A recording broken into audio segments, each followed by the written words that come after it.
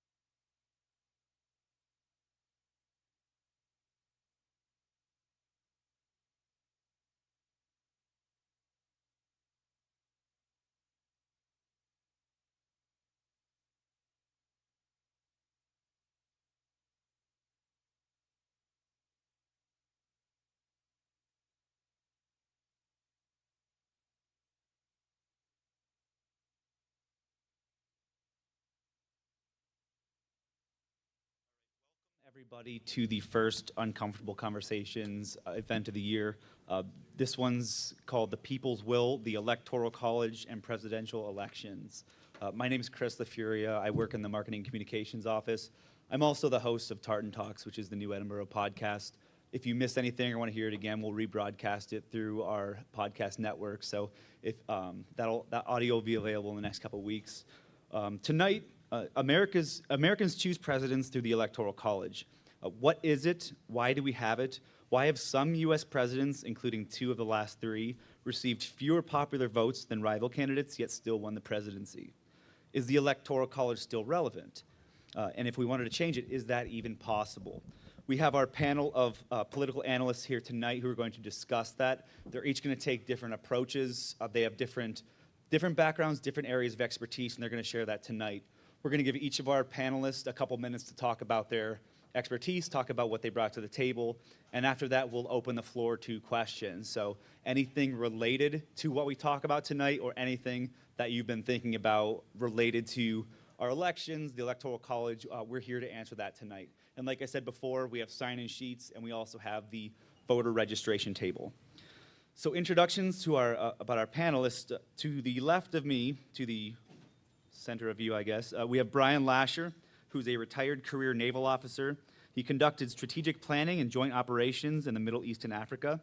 In 2007 and 2008, he was assigned to the Strategic Engagements Division of Multinational Forces in Baghdad, where he was responsible for planning intergovernmental support for economic development and reconstruction. He has a Master's of Arts in National Security Affairs from the Naval Postgraduate School and a Master of Strategic Studies from the Army War College. He teaches international relations, advanced placement government, and AP World History from Northwest Pennsylvania Collegiate Academy. Do we have any Collegiate Academy students here? Yeah, we have a lot that come to Edinboro, and we have apparently your fan club has shown up for tonight. To his left, we have Gerry Gendlin, Associate Professor of International Politics at Edinboro University. He has taught courses in Russian politics, American foreign policy, national security, terrorism and political violence, and American politics since 2002. Dr. Gendlin holds a Ph.D. from the Fletcher School of Law and Diplomacy from Tufts University. He has held research and teaching positions at the Massachusetts Institute of Technology, Moscow State Institute of International Relations, and the College of the Holy Cross. He maintains an active research agenda presenting at national and regional conferences and is regularly engaged by the media as an analyst of global affairs. You may have recently saw him in the news regarding the departure of John Bolton. He's on WICE, a lot of local channels too. He's our political expert.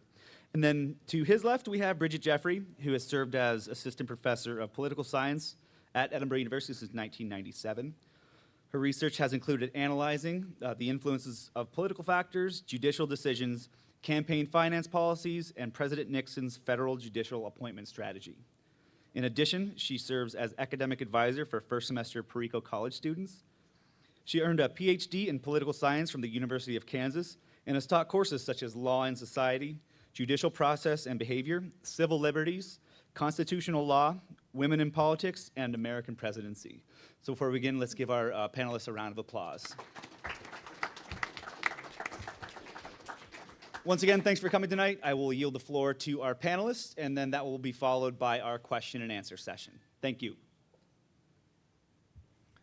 So good evening. It's an honor to be here, and I think I drew the straw to go first. So I thought it would be helpful to talk about what the Electoral College is and why we have it. So I'm going to look at it from an historical point. The Electoral College was a way that the founders looked to resolve how we would select our president. So what they did was they gave every state the number of votes they have in the House of Representatives and the number of votes they have in the Senate.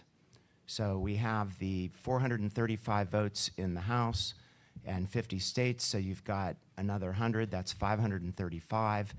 And then the 21st Amendment came along and they added 3 more electoral votes, 1 because it would be no larger than the smallest state, and 2 because it was given the 2 votes of a state. So you have 538 votes, and they're apportioned based on how the legislatures of each state decide they're going to be cast. So 48 of the 50 states give all of their electoral votes to the winner, and as does DC, and then Nebraska and Maine give the winner of the state vote, which is 2 electoral votes, to the winner of the state. And then if you win a district separate from, a congressional district separate from the other candidate, then you can get that. So they actually share their popular vote.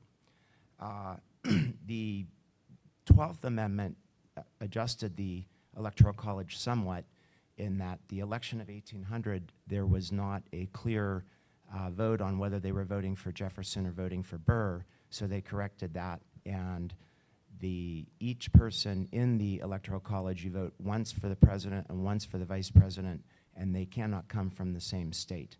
One of the mechanisms that has been used twice, but not since 1824, is that if there is a tie in the Electoral College or nobody reaches a majority, it goes to the House of Representatives. So you have to get the 270 votes to win. We've not seen that since 1824. But as I think they'll discuss later, we also have electors that have been disloyal, and you didn't see that from the 19th century until the year, well, you've only seen 16 electors vote against the candidate that won their state. So just because something hasn't been utilized doesn't mean it's not still relevant. So that's what the Electoral College is.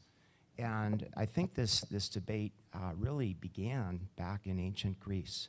So what we got from ancient Greece were, I think, there were a number of cultural contributions of the Greeks, but 2 of the most important contributions. One is politics is democracy, and really that's what this conversation is about. But the second major contribution of the Greeks is philosophy. And I think it's important to understand that in philosophy, they were very skeptical of democracy. And so you have Socrates, who of course was put to death. Plato wrote The Republic, a very idealistic vision of society and government. And then you have Aristotle, who had his true forms and defective forms. And what he said of a true form is that was a form in which the people who governed were governing for everybody. But a defective form were only the people governing for themselves. And so he said there's a government of one, government of a few, and a government of many.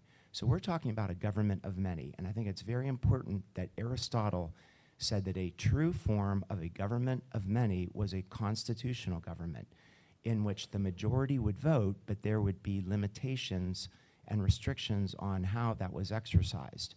And he said a defective form was a democracy. And he said the reason was that they were concerned about the many and not about all. We see that, I think, with Locke. He said that the reason people entered into an association and a government was to protect their property. So a government of the many could exercise their majority to take the property from the minority, and that would have been something that our founders were very aware of. When we look at how the founders framed the Constitution, I think Federalist 51 gives us a pretty good idea. So Madison said, in framing a government which is to be administered by men over men, the great difficulty lies in this. And I think that word great is very important. But you must first enable the government to control the governed, which has multiple meanings, and then, in the next place, oblige it to control itself. He follows and he says, a reliance on the people is the primary control on government. So that's the democratic element. But he said, experience has taught us the necessity of auxiliary precautions. So the Constitution was designed with a number of auxiliary precautions. The democratic element of the Constitution is that we vote for our House of Representatives, and there was virtually no debate at the Constitutional Convention on that after they had the Great Compromise. So virtually everybody agreed that the House of Representatives, which would be proportional to the vote of the population of the state, would be democratic. The Senate, there was some discussion on that. So James Wilson from Pennsylvania did mention that the Senate should be voted on by the people, but they kind of let that go. Nobody really came to support him.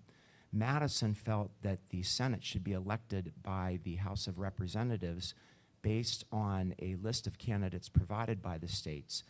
But 9 states said no. 9 states said that the Senate should be appointed by the state legislatures. And that is how it was originally intended. Then we come to the president, which I think is why this conversation tonight is so valid. So whereas there was no debate with the House and there was not a whole lot of debate with the Senate, in how we were going to elect the president, there were 60 ballots. And they had a very difficult time in judging how to elect that. So the argument of a democratic election was brought up. Madison did not think that was a good idea because he felt it would underrepresent the states, and they were concerned about something called the violence of faction, or what Adams, who was not at the Constitutional Convention, he called it the tyranny of the majority. So that was one of the reasons they didn't go with a popular vote. The second reason, there were other proposals. One was that the president should be elected by the states, and that was put down because they thought the president would then be beholden to the states. And then they thought, well, what if the president is elected by the House of Representatives? And they thought basically the same thing. So they gave it to a small committee, and the committee met, and they came up with this ideal of the Electoral College. So in looking at that today, the electors really don't play that much of a role anymore. But what is important is how the vote is proportioned. And I think that's really where our debate needs to focus. And the way it's proportioned is 81% of the vote is by popular vote, and 19% of that vote is by the state vote, each state getting 2 votes plus DC getting 2. And so you have to win states and you have to win the population vote. And this is why sometimes we get presidents who haven't won the popular vote, but it's only because they've put together a coalition of states. So I'd like to end by saying that Benjamin Franklin wrote a letter to a French gentleman in November of 1789, and he said, this Constitution has the appearance of permanency, but the only thing permanent in life are death and taxes. So we should talk about whether or not we should change.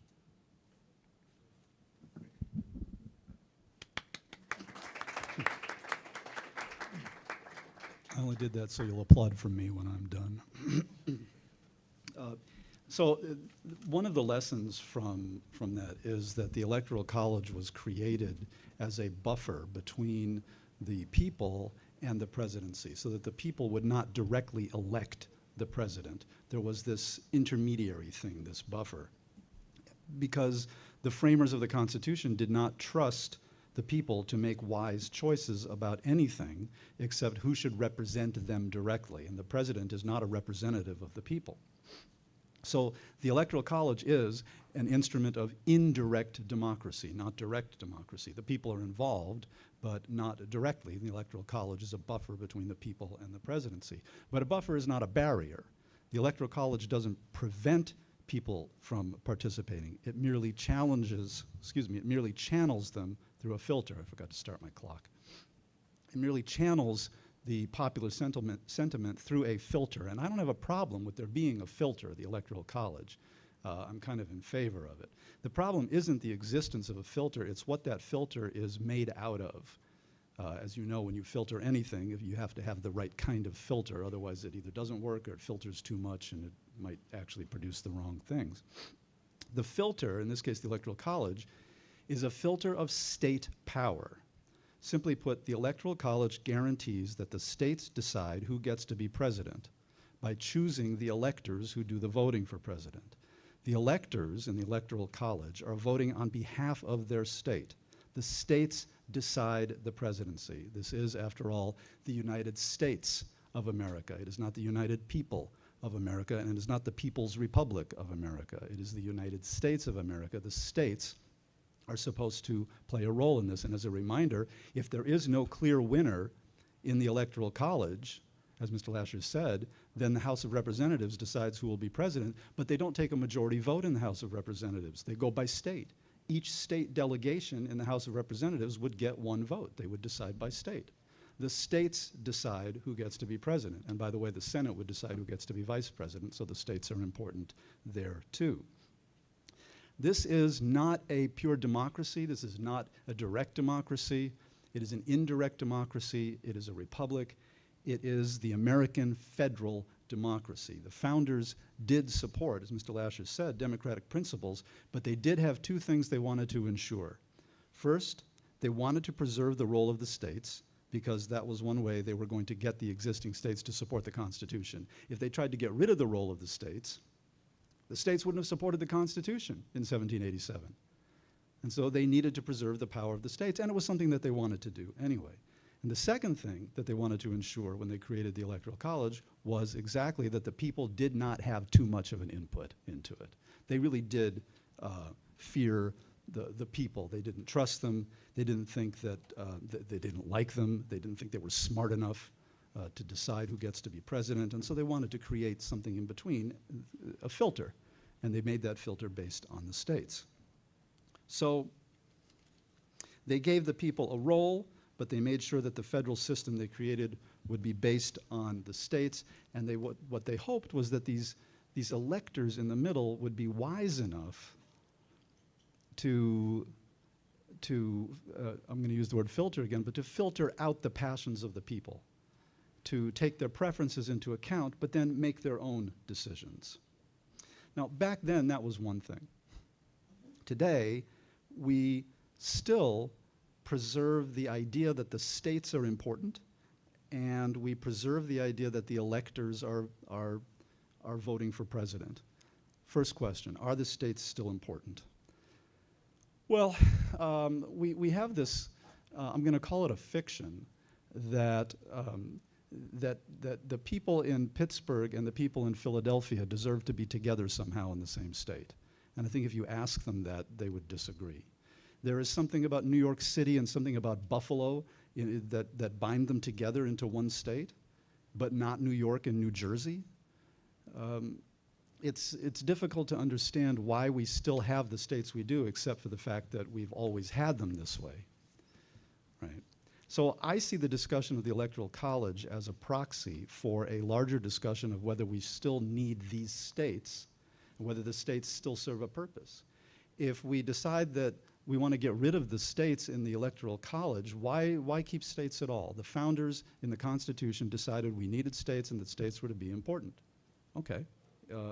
I think states do matter. I think in the American federal democracy, a lot of the power of governing is devolved down to the state levels, and I think that's rightly so. I think you want a lot of the laws that are made and the power of governing to be done by governing entities that are closer to the people. And I don't mean that geographically closer, but politically closer. because state representatives represent fewer people, for example, than national representatives, and so they are closer to the people that they represent. I think that states still serve a purpose. If they still serve a purpose, then I think we still need them in the process of deciding who gets to be president. And that, I think, is going to be difficult to change. It's difficult to change because the Electoral College is part of the Constitution, and it's difficult to change because of inertia. People don't want to change what they're used to, and the Constitution's hard to change. So can you change it if you don't like the way the Electoral College works? Is there some other way to change it? And there are some interesting ideas out there. The first interesting idea that some people have signed on to, and Dr. Jeffrey will talk more about this, I think, is, I forget what it's called. It's called the National Compact or something.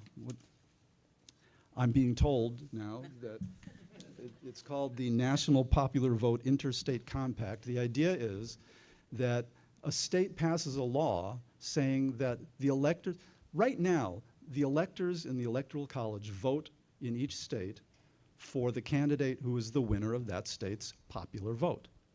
But according to this, they would instead vote for the winner of the national popular vote. You see the difference? So if a Democratic candidate wins Pennsylvania, that doesn't mean anything. What matters for Pennsylvania's electoral votes, according to this new idea, is whoever wins the national popular vote. Whoever wins the national popular vote would get Pennsylvania's electoral votes and every other state who is a member of this compact. Dr. Jeffrey will explain more about that. But the trouble with that is that the Constitution says that electors shall vote. It doesn't say that the states can tell electors how to vote. If voting means anything in a democratic society, it's that the people who get to vote can't be told how to vote. They should be free to vote however they want. The Constitution doesn't give the states the right to tell people, can't tell you how to vote. It says electors shall vote. So are we in the kind of society where the government can tell people how to vote? I don't think so. There are two, in fact, court cases right now going on, one from Colorado and one from Washington State, about whether states can tell electors how to vote. In Colorado, the court said no, an elector is allowed to change his or her mind and vote however they want. The state can't tell an elector how to vote, which would be the end of the National Compact. But in Washington State, I believe the court decided that yes, the state can tell an elector how to vote. We're going to have to wait for the Supreme Court, I suppose, to step in, and hopefully they'll do that before 2020, right? The problem also with the voting compact, where a state's electoral votes automatically go to the winner of the national vote, is it completely throws away everybody in the state who voted the other way. For example, take New York State. In 2004, New York State voted overwhelmingly for John Kerry, the Democrat. If this system had been in place, those votes wouldn't have counted. New York State would have voted Republican for George W. Bush because he got a majority of the vote. You see what's wrong with that, right? If we're going to have states, then the votes in the states need to matter. And awarding electoral votes based on the national vote is sort of makes the states meaningless in that regard. So if you're going to keep states, you need to keep the state electoral vote, I think. Another approach, as Mr. Lasher said, would be to assign state electoral votes proportionally, as they do in Maine and in Nebraska. They do it based on congressional districts, and I think they have a system where the winner of the state popular vote gets two electoral votes, and then the others, Nebraska, they're divvied up among the congressional districts. That's interesting. That's interesting because it allows more local votes to matter within a state, and it preserves the role of the state. I think we should take a look at that. A third approach would be to change how we choose electors. Right now, electors are appointed by political parties, and maybe we need a nonpartisan, if such a thing exists, method of choosing presidential electors to avoid political partisan problems. So I think I'll conclude by saying that we go to vote with the Electoral College we have, and not the Electoral College we might want or wish to have in the future. It's hard to change, but this is not a direct democracy. This is a federal democracy, and if we're going to preserve the states in this, then I think we need to keep the Electoral College in some form. If you decide you want to get rid of it altogether, it's not necessarily a slippery slope toward eliminating all the states and everything that they do, but it does make it easier in the future to eliminate other things that the states do. And then we are really a fiction of the United States at that point. Thank you.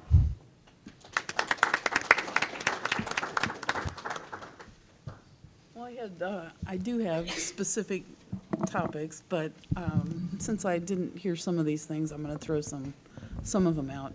And that is, it seems to me, and at least textbooks will tell you this, and analyses of the Constitutional Convention delegates and the framers, that apparently at the time they were a little elitist, and they didn't think that regular people could choose a president directly. On the other hand, there were 2 delegates from Pennsylvania who thought that was a pretty good idea, but they got voted down.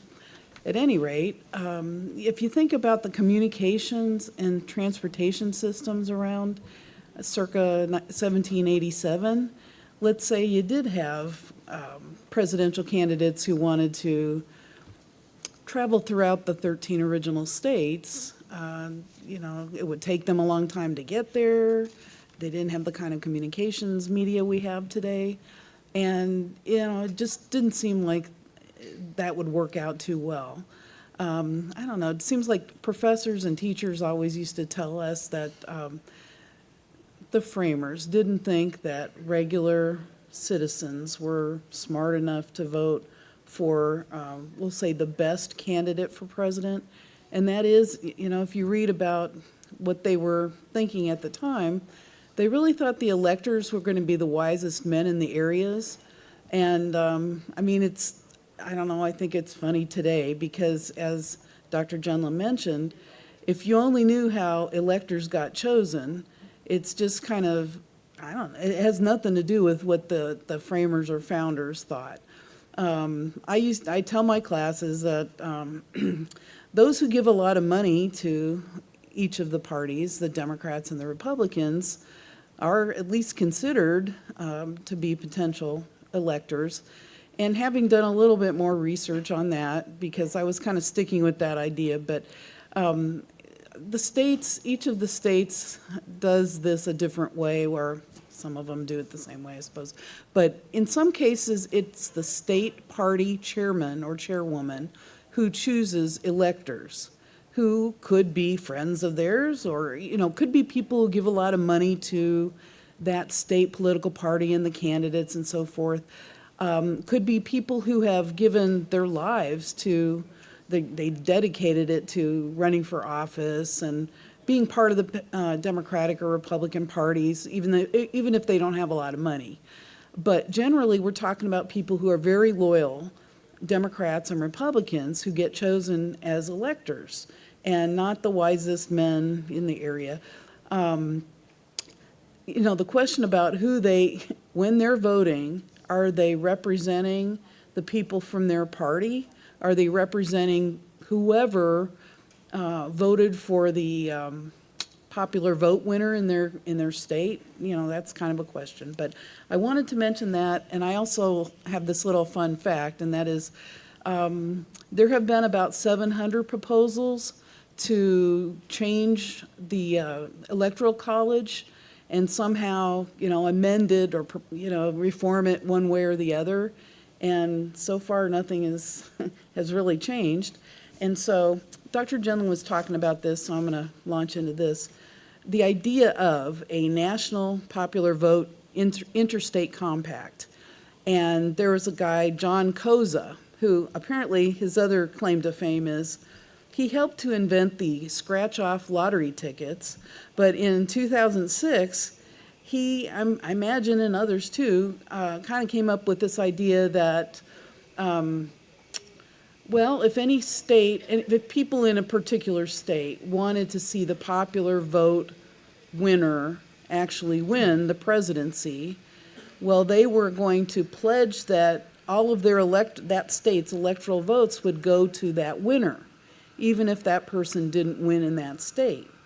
And so there's a group called National Popular Vote.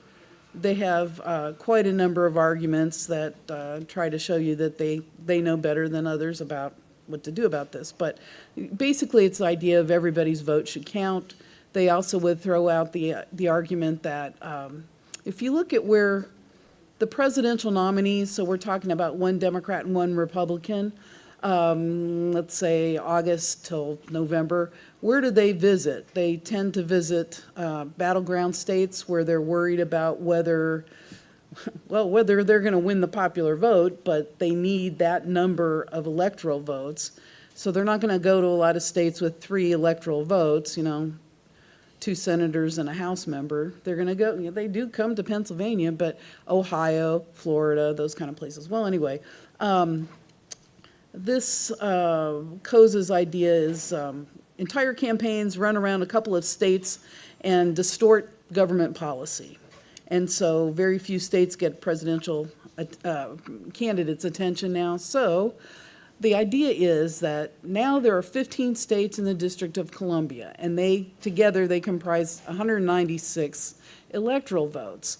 And what you need is 270 to win. And so the idea among these, I'm going to say, more likely to be blue or Democratic majority states, their idea is they're going to be pledging their state's electoral votes to go to the person who would win the popular vote. And I don't think you could say it any other way except for if that candidate lost in that state, well, too bad, their votes are still pledged that way. So it's a compact. I didn't even look into this too much, but there's a part of Article 1 that deals with Congress that allows for states to join and form compacts, like little groups among themselves, if Congress gives them the okay to do that. So this is one of those things. I haven't heard about Congress's involvement, but what happens is each state legislature passes a separate law.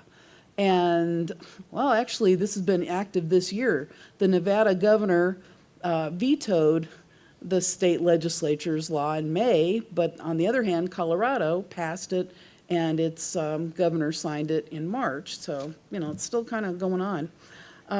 It is a way to get around the Electoral College without passing, without passing and then getting ratified a constitutional amendment. They think it's going to encourage candidates to go to more states. I'm not sure that I'm not sure that they made the argument in that. There's at least one opponent in Colorado called it the "We really, really, really, really, really hate Donald Trump" Act of 2019. So in Colorado, I don't know if they got any Republican votes for it or not, but at least you can see where there's going to be a division. So he was worried, he and others were worried that this will weaken the power of smaller states like Utah and Wyoming, and there's that. And how to enforce this compact. There'd be legal challenges. I did another fun fact. Newt Gingrich, who used to be the Speaker of the House and a very conservative Republican, actually was in favor of it. Plus, in Oklahoma, it didn't pass all the way through the state legislature, and the governor hasn't signed it, but at least one of the chambers, I don't know if it's the state house or Senate, voted for it. Another topic, I just wanted to look at the offbeat topics, and another one was faithless electors. And so these are people who vote the way they want and not the way that the popular vote went in their state. And so, I wasn't aware that there were 16 over time, but I knew little examples until 2016. Like one elector voted for Lloyd Benson, who in 1988 was the vice presidential candidate and a more conservative guy than Michael Dukakis, who was a Democratic nominee. So for whatever it's worth, she kind of switched the way that went. And in 2000, some Democratic elector didn't vote at all. And then you come to 2016, and there actually were more than 7 faithless electors, but their states replaced their errant, let's say, vote with a more traditional one for whoever won the state's popular vote. In some cases, in 2 cases, electors had voted for Colin Powell for president. And in one of those cases, that person voted for Susan Collins, who's a Republican U.S. Senator for vice president, and somebody else voted for Maria Caldwell, who's a Washington U.S. Senator. That must have been the state of Washington. There was a Native American man who was part of still is probably part of a tribe in Washington state who voted for 2 Native American people who were not on the ballot either. But generally, what do you do with a faithless elector? I've read different numbers, but I'm going to say 29 or 30 states have laws that say that these people can be penalized if they vote a different way. And so there is that possibility, but then I keep reading, well, how are you going to enforce that? Did that ever happen? Washington state does have a $1,000 fine that it would levy against a faithless elector. A state Supreme Court decision in Washington, I want to say it's in March, but it was this past sometime in earlier part of the year. That court said that the electors have to vote the way they're supposed to. They can't just vote for whomever they want. And so there was that, state Supreme Court decision. Then there was a U.S. appellate court decision that was based on a Colorado case that I wanted to talk about. And more recently, so I'm going to say August of 2019, this 10th Circuit Court of Appeals for a lot of Western states. It doesn't have any say over any other states beyond that, but they said that court said electors could vote for whomever they wanted.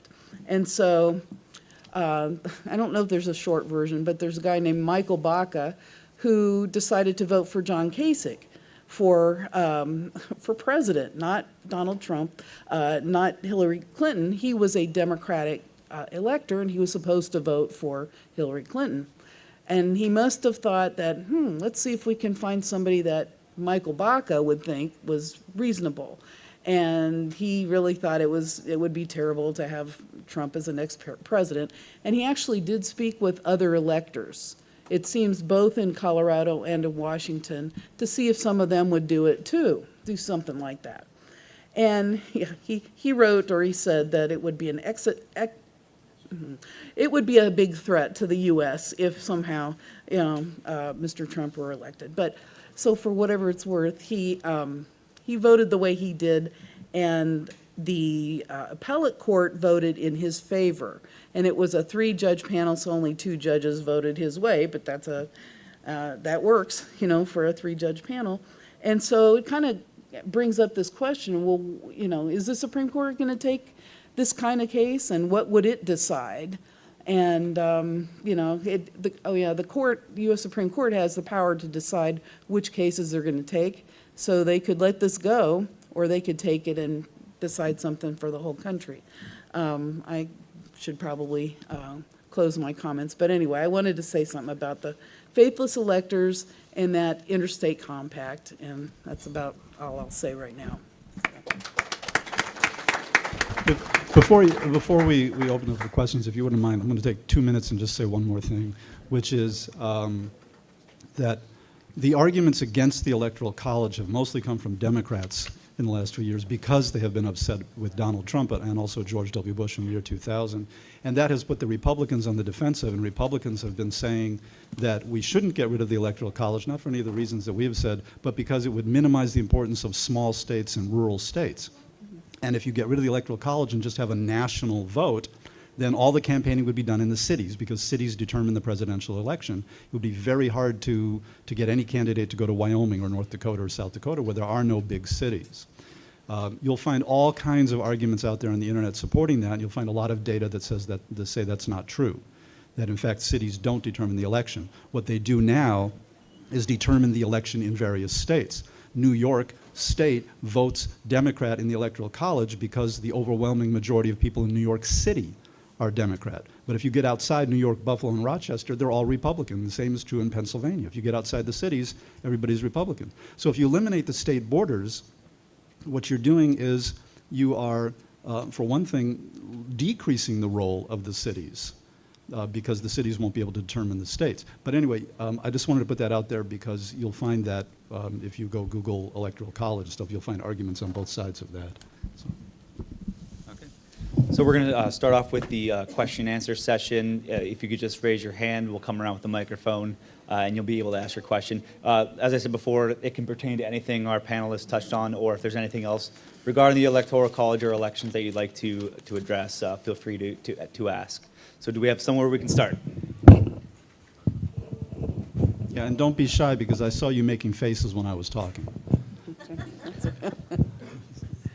So many of the small rural states that are disproportionately powerful because of the Electoral College are either out west or in New England. And a lot of those states, North Dakota, Wyoming, Vermont, New Hampshire, also tend to be overwhelmingly white. Now, obviously, this wasn't intended by the founders. The timescale is just too large to predict this. But do you think that the Electoral College institutionalizes some sort of racial bias by disproportionately benefiting these overwhelmingly white states?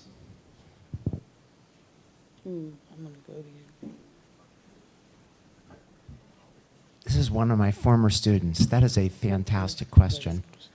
I certainly think it was never intended to do that, but I think that you could look at it as one of the byproducts of that. I did want to go back and address this thing about this National Electoral College Compact. The key to our government is its legitimacy. And I don't think anything is more important that we believe that the people that were elected there legitimately. And so, Caleb, I think your question's a really, really good question. My concern with states giving their electoral votes to whoever wins the national vote is most recent studies have indicated the fraud is really not a big problem in the United States right now. It's localized, it does exist, but it's not a major problem. If all of a sudden you allocate the state vote towards the national vote, my concern would be that in the 19th century, fraud was rampant. The vote early, vote often was real. And the Pew Research did a poll or a study in 2012, and they found that 1 in 8 registrations was grossly inaccurate. Either they had the wrong address or people had moved. A similar study found that 1.8 million dead people were registered to vote. And there is a new practice called ballot harvesting, where the parties are going out and picking up ballots, which kind of loses the chain of custody. But when you ask the question whether or not that gives a disproportional amount of votes to white, I would hope to think that the color of your skin, your ethnicity, your religion, your gender really shouldn't matter. We're all Americans. But I can certainly see why that would be a concern to some people. You know, to the extent that the entire American constitutional structure was created by white men for white men, then sure, absolutely. That's true. On the other hand, as Mr. Lasher said, I think it is an accident of the system about where people live and the historical development of where black people live and where white people live that it ended up this way. Alexandria Ocasio-Cortez just said something very similar to that. Anybody see that? She said the Electoral College is a racist scam, or something like that. I wouldn't go that far.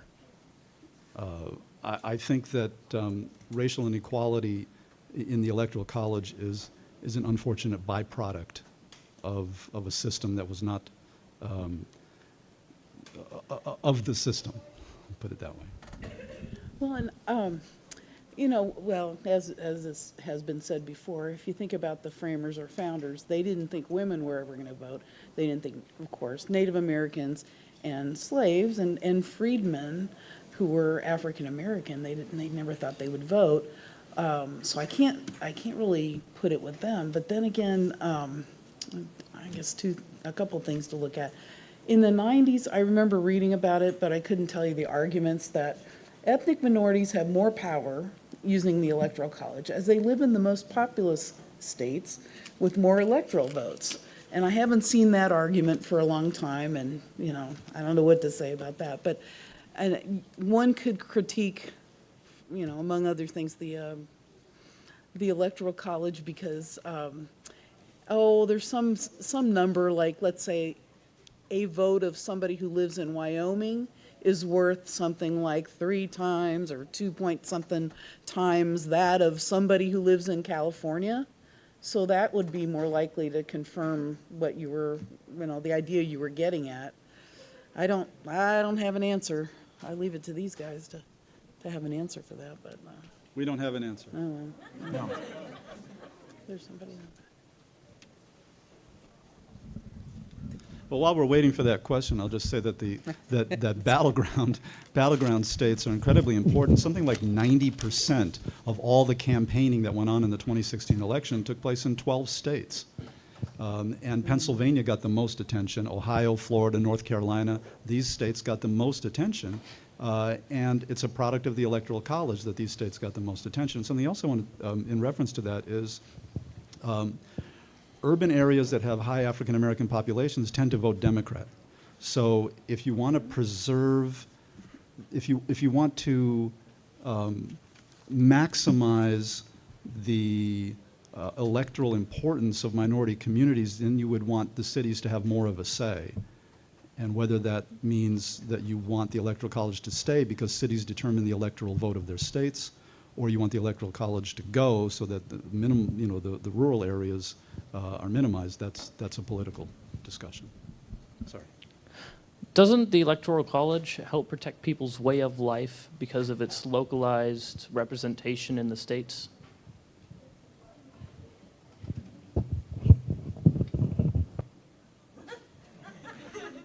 Could you, hold on. What do you mean way of life? Well, each state has, like, I remember in your political class, you were talking about the differences between states. So obviously, I don't live, I don't have the same reasons for my beliefs as someone in Wyoming or someone in New York City. So doesn't the Electoral College help protect people in their beliefs and systems because of its localized? It certainly protects the states. It protects the differences among states. It protects the role of the states in the process. But I mean, one of the things I tried to say was I'm not sure of the difference between somebody who lives in Erie and someone who lives in Ashtabula, whether their concerns are really that much different. But I do think there's a difference between someone who lives in Erie and someone who lives in Philadelphia. So I'm not sure that, you know, certainly the Electoral College preserves the states, but whether the states are, the boundaries today are that much, really that important, I don't know. Yeah, these are the states we have. Why should we have one California instead of 4? You know, do we need 2 Carolinas? Why isn't Puerto Rico a state? And what is the deal with Delaware?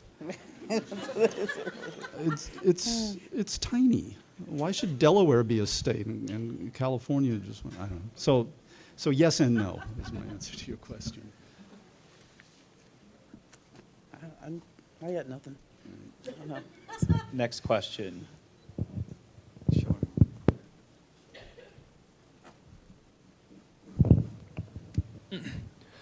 Would you say that gerrymandering has anything to do with how electoral votes are cast? It would if every state apportioned the popular vote according to district. But the only 2 states that do that are Nebraska and Maine. And so it doesn't make a difference in the other states. That's true. Well, and I don't know, this isn't really adding anything to it, but I haven't heard, I'm going to say, recent proposals for other states to change the way they designate their electoral votes, but that was considered by the Pennsylvania legislature even just a couple of years ago. At the time, the assumption would have been, well, at least Pennsylvania would have, probably, would be able to give up some electoral votes for a Republican president. And it did get voted down, and it's not part of our policy, but what Mr. Lasher was saying is true. The other states, it's winner take all. So whoever wins, even, I suppose, if it's by one vote, the popular vote in the state, that's the way it goes. So only for those states who are thinking about changing their electoral college way of allocating their votes, that would make a difference. We always talk about gerrymandering in the states, and we say what a horrible thing it is, and it is, and it results in some questionable outcomes and so on. But it reminds me that when politicians change the districts to benefit the political party that's running the state, that in theory could come back and haunt them later on. And the same is true of changing the Electoral College. I just read this, that of all the states that Donald Trump won in 2016, the state in which he currently has the lowest approval rating is Texas, where less than half of the people in Texas said they would vote for him in the 2020 election. Of course, there's a long time that could change and so on. But if Texas is in play for the Democrats, that enough right there, if everything else stays the same, guarantees a Democratic victory in 2020. So, be careful what you wish for if you change the Electoral College. It only takes one state like Texas to change it, and then the Democrats can be the ones defending it. Oh, no, this is a great system. Look, we won.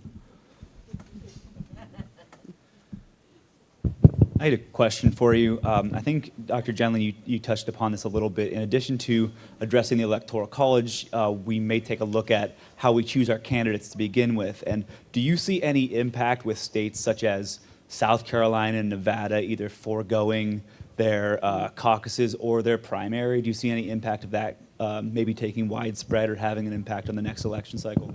Do you? I don't. You mean like the Republican, just the Republican, The Republican primary, yeah. That's not going to, there will be no primaries. The one impact it may have is the primaries are used to update the voter rolls. So if you don't have accurate voter rolls, then your canvassing may not be as effective. So by not holding a primary, it may work actually against the president. Yeah. I want to quote in the meantime the great Toby Ziegler, who said, good people for good reasons shouldn't set precedents that bad people with bad reasons will use later on. With the two court cases you mentioned earlier in the discussion talking about the Electoral College and how some people, well, the one court decided that if a state had a certain candidate that was voted that they had to vote that way, and that the other court case said they didn't have to vote that way. What do you think might happen if those cases go to the Supreme Court? Like, what do you think is constitutional for the electors? Well, I, as Bridget and not an analyst, I would think that the Supreme Court would probably uphold the Washington State Supreme Court decision. And who knows what kind of reasoning they would use, but there is one case from 1952, and it's kind of close. And basically it said that if states want to tell their electors that they must vote a certain way, they have to. So that's a U.S. Supreme Court precedent. They might use tradition. A lot of times the Supreme Court does use that as part of the reasoning. Well, tradition says that we could do this. And I just can't see this U.S. Supreme Court upholding the Colorado state decision that allowed for electors to vote any which way they wanted. But Do you see, though, I think that, do you see any correlation, Dr. Jeffrey, between conservative ideology that dominates the U.S. Supreme Court today and any sort, does that necessarily mean that the court would rule one way or the other? it's hard, it would is. be hard to tell Yeah. from any of those individuals. I I mean- just kind of thought that's I mean, probably Justice the way it would Gorsuch, go. isn't Justice Gorsuch sort of a strict constructionist who looks at the exact words of the Constitution? If the Constitution says vote, this was my interpretation, the Constitution says electors shall meet and vote, then they get to vote, and no one can tell them Okay, how to vote. how to vote. But, Okay. but that was just Do you see it any other way? Well, I think Wish I had more time to think. it may be split 4-4, but I look at the Chief Justice, and I think he's very unpredictable. Yeah. So I would never predict how the Supreme Court would rule. Good question. I was going to say, part of a Democrat republic is majority rule, but with minority rights. So by not relying on the popular vote, would that then like make a minority rule, but and like would uplift not popular views, thus like kind of constrain the marketplace of ideas? Do I understand your question that if we get rid of the Electoral College, then it would be sort of a majoritarian system, and that the majority would rule without regard to the minority, and this way protects minorities? The Electoral College kind of like makes it more of like a minority rule. It certainly protects the minority, doesn't it? The minority states, not necessarily. It protects the minority vote to the extent that the candidate who does not win the majority can become president. Okay. Yeah. Chris, there's also a question right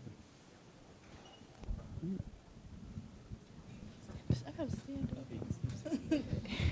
Okay, my question is not like about the Electoral College that much, but it's like, okay, so right now they're having all the Democratic debates to pick a Democratic candidate. Why don't they do the same thing for the other side, like, so they can, you know?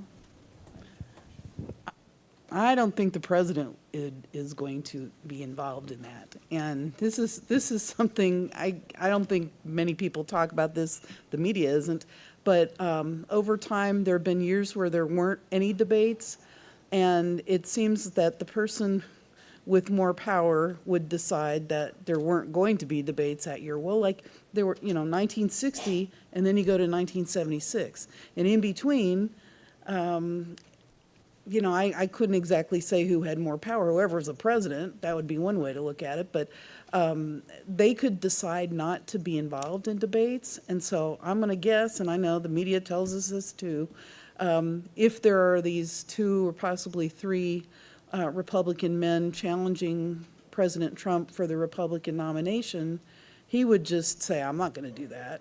But it would be interesting. I think it would be great. I'd love to hear what they have to say about things. And well, so that's what I'm guessing, is he wouldn't participate, and then it would be no party for, well, no fun time for those others.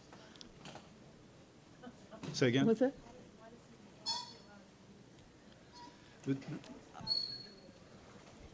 I can answer that, but Go ahead. why don't you? No, No, you guys.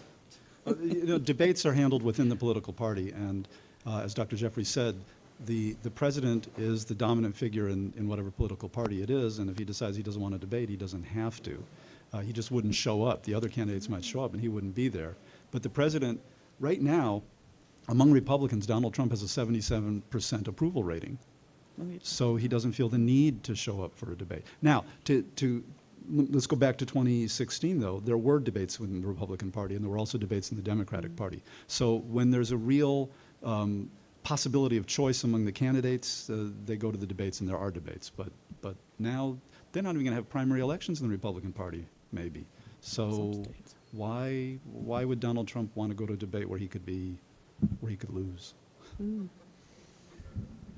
Good.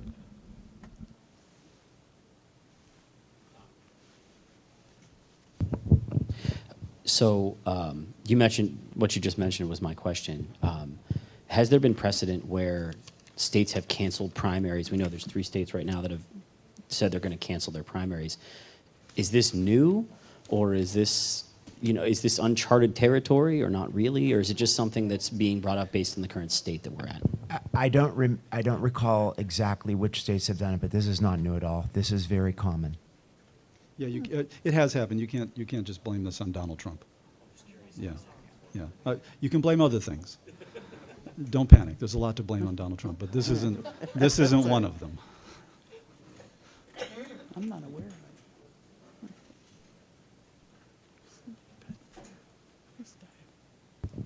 So with the National Interstate Compact, Do you view that as a way to kind of circumvent the Electoral College and just establish a vote by popular vote? And if so, do you view that as constitutional in a sense to circumvent the Electoral College that way? Well, I'm going to say the group that is working on it in those states that have passed laws, they think they can do it. I would guess that, well,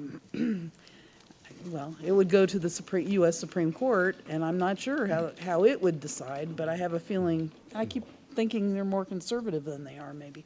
But I believe there would be a lot of lawsuits and, you know, hurt feelings, and I'm pretty sure it would go to the Supreme Court.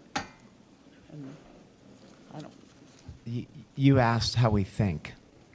So I don't know how the Supreme Court will rule, but this is absolutely an attempt to circumvent the Constitution. There is a way that you change it. It's in there, it's very clear, and it is hard to do.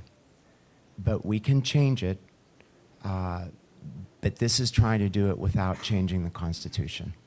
And it's because people don't like recent outcomes of elections.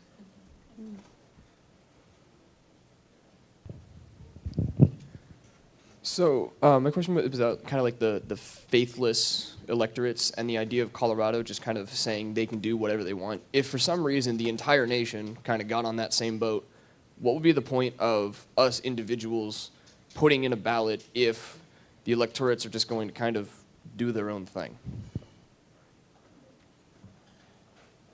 I don't have an answer to that, but that's what exactly that's what all the the right articles question. were saying that were, you know, It's discussing exactly the that. right question, and that is what the framers wanted, actually, was you people express a preference, and then the wise electors would make their own decision. And in fact, there are some states where you see the names of the electors on the ballot, where they dispense with the idea that you're actually selecting the president. You're not. You're selecting electors to vote for the president. And they put the names of the electors underneath the candidates that those electors are pledged to support. But in reality, you're voting for electors. And maybe we should go back to that. Maybe we should actually, instead of complaining about the faithless elector, one approach would be to actually encourage it, enshrine the faithless elector and say, you know, let's just get rid of this fiction that we vote for president. We vote for electors. Let's maybe go back to that. Maybe that is what they wanted. There was one more question back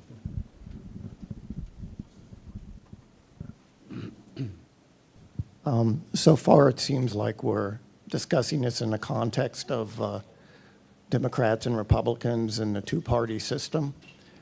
What are your thoughts on the Electoral College and its ability to promote third parties or squelch third parties? I mean, historically, I would say the rise of the Republican Party originally under Lincoln was in large part facilitated because there was an electoral college that may have occurred. We haven't seen much occurrences of that in the last 100 years or so. But to me, that has as much impact on the question of the Electoral College is, does it preserve or promote a two-party system? And does the Electoral College, maybe on the other hand, help the rise of third parties when things are so egregious that a third party needs to step up? That's another great question, and I would say it's a two-edged sword. All you need to do is win the majority, and the problem with winning a third party stepping up is a third party has to win a state. And that's really hard to do because of the way the system is rigged. So if a third party candidate, for example, the former Starbucks CEO, were to run as an independent, and he were able to win some moderate states, and neither Trump nor the Democratic nominee could get to that 270, it could go to the House, and that would give, I think, an independent a great deal of leverage. So that's one hypothetical. But getting there is just really hard to do. By the same token, let's assume for the sake of argument that we go to a national election where it's by popular vote. Then you would probably have third-party candidates, and we've had a number of presidents who never got to 50. So then you'd have to have a runoff, and in that runoff, that would give a great deal of power to third-party candidates, and that might promote third-party candidates. So I think, you know, Professor Gendlin said this earlier, that be careful what you wish for, because you don't always know the outcome of decisions that you make, and you can't always foresee how people will react given the structure. So I can't answer your question, and I don't know that it is answerable. I want to, while you get that mic back there, I want to answer your question from 15 minutes ago. I've been playing it, and I know there's something to gerrymandering, right? Didn't you ask a question about gerrymandering? It would matter if there was no clear winner in the election, because then the election would be decided by the House of Representatives, where each state would have one vote, and there it would matter if states were gerrymandered to favor a political party. Does that make sense? Yeah. So yes, it would under certain circumstances. Does that make sense? Okay.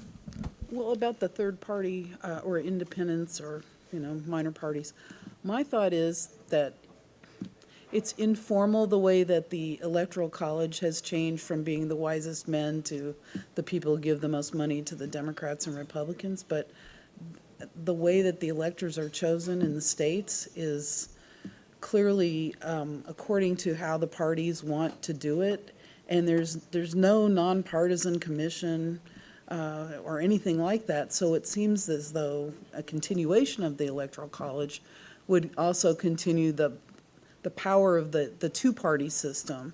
And I would even throw this in, it's just a factoid, but so in 1992, H. Ross Perot won 19 million, around 19 million, 19% of the popular vote, but no states, so he didn't get any electoral votes at all. And I know that at that point he wasn't part of a political party, and that sort of showed up in 1996, but it seems like the Electoral College, at least in our recent decades, has been, I'm going to say, more positive towards the two-party system and hurting any possibility of a third party or minor party system. And I know when I was going to look at pros and cons of Electoral College, so, or at least looking at direct popular election, at least one of the arguments about a direct popular election would threaten the two-party system, and it would encourage, you know, people from all these different parties to run, and, you know, who knows if one of them would win.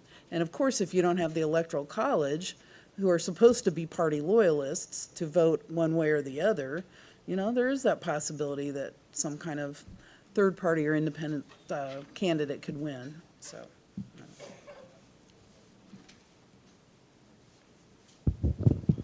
Sort of going on like the third party thing, Maine just like recently enacted ranked choice voting for like all like state level and national elections.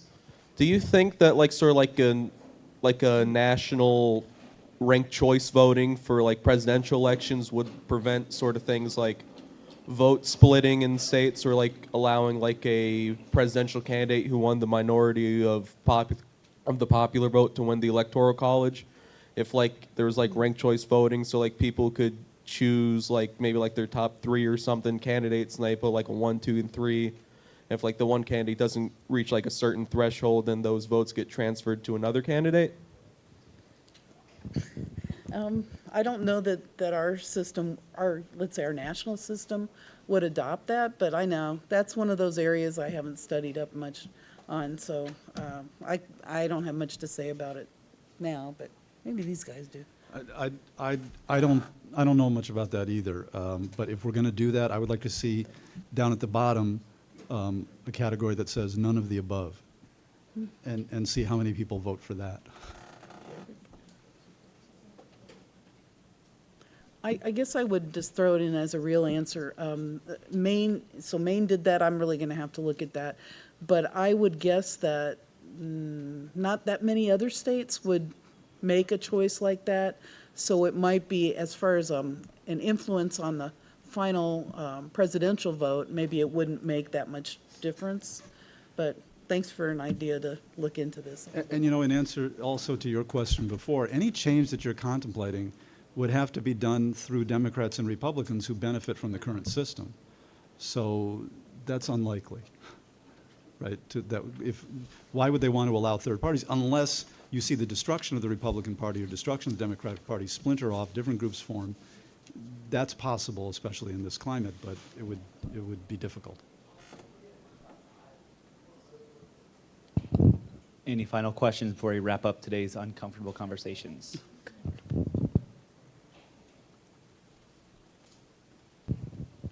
So in the early 1900s, there was a act of Congress passed that capped the size of the House of Representatives at 435. So because of this, all congressional districts are not the same size. For example, I don't think Wyoming has as high of a population as any of California's districts.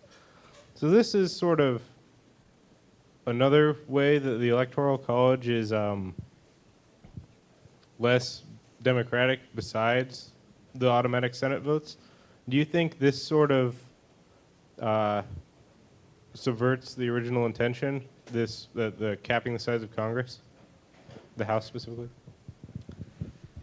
Again, another great question, but I think you have to go back to the way the Constitution's framed. We are a federalist system. The role of the national government was defense, foreign policy, finance, the coining of money, and foreign trade. It was big issues. And they really didn't expect that the issues that affect us day to day would be handled in Washington. Those were state issues. And so the way I would respond to that is if we followed the Constitution the way it was written and we allowed the states to make those decisions. The states ran, everything except the four things that I mentioned, that it could be democratic. But what you're saying is, I think, accurate in that there is nothing that the federal government doesn't touch anymore. And this goes back to changes in the 30s and Supreme Court decisions. So it affects education. It affects our highway system. There's a safety net now. And all those things were designed by the founders to be done by the states. And as the federal government pulls all our money away from the states, and the states don't have money to do the things that they should do, it has created a real problem with the states being able to carry out their primary responsibilities. So I do think it capping of the House of Representatives has made us less democratic, because 650,000 people is a lot of people to represent, and it's hard to get in to see your congressman or woman, and it's really, really hard to see a senator. And so that's how I would answer that.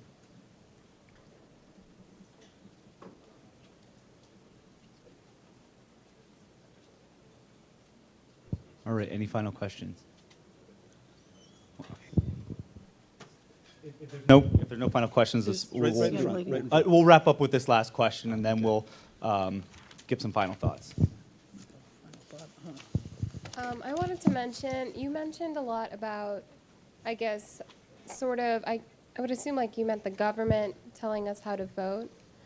I was sort of thinking that, don't you think that, I guess, society has a lot to impact on the way we vote? Because honestly, I feel like it's more of a popularity contest than anything. Like, do these people really have the qualifications, or are they just trying to earn that, popularity of the majority who don't really know what they're talking about half of the time? So that's kind of... Yeah, so that's what you do? You just go around making good points everywhere you go? Yeah, I mean, clearly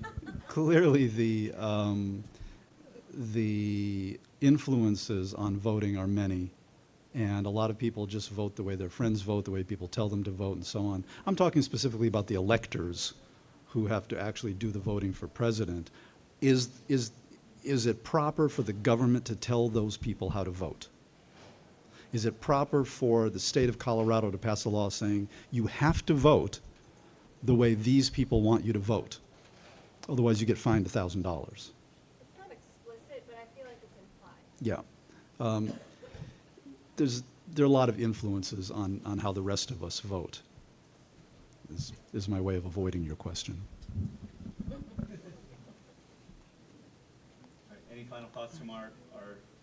Any final thoughts from our panelists before we wrap up for the night?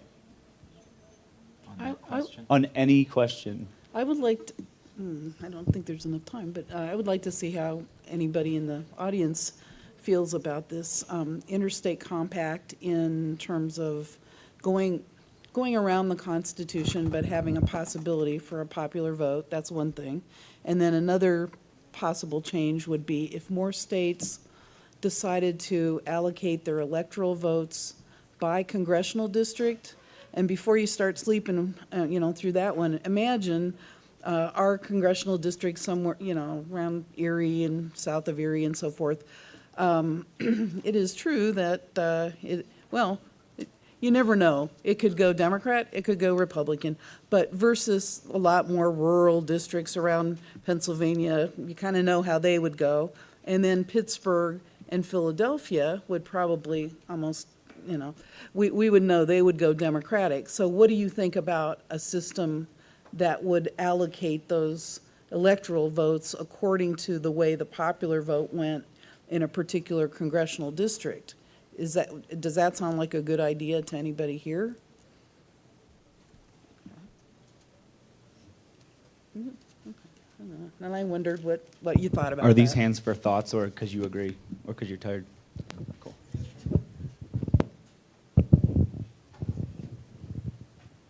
Wouldn't that essentially be a popular vote anyway? Well, Some kind of popular. to me, that congressional district way of allocating seems more democratic, small d, like, representing people better. And, for better or for worse, I would say you might have Republican, some electoral votes are going to go Republican and some are going to go Democratic. But instead of the winner take all, it would really represent the different types of people who live in a state. So that's at least something we're not hearing about other states being interested in it. Thoughts on both those, like the state compact thing, because I don't think it is activated until the amount of states add up to 270. Right. So I honestly think it's probably dead in the water, just because I don't think enough states will ever sign up for it. And the congressional district things, I think you'd have to first set up a nonpartisan body to draw congressional districts, because it would give disproportionate amount of votes for states that are heavily gerrymandered, like North Carolina, Ohio, or Maryland, where all the districts looked like how Pennsylvania's districts used to look like just a bunch of snaking districts, so that the incumbents always win. I suspect that the impetus for change will come from states where the majority of the state representatives are of one party, gerrymandered, but the electoral votes go to the other party. And then I think you'll see some, and a lot depends on the election of 2020, whether Donald Trump is again a minority president or whether he succeeds in getting a majority. Then you might see more states sign up for that compact. I don't think I like the compact, but I'm not sure. I do have one follow-up on allocating the states. It's either all or nothing. So we either all need to agree to do it, because there's no incentive to do it. If you control a state, you're not going to want to parcel up your congressional votes for the opponent. And if you are really a state in play, you want all your votes to go towards the winner, because you want the presidential candidate to pay attention to you. So I mean, my opinion is the only way this could happen is by changing the Constitution, and which would require, nothing's going to get done through Washington, so it would require a convention of states, which we've never done. All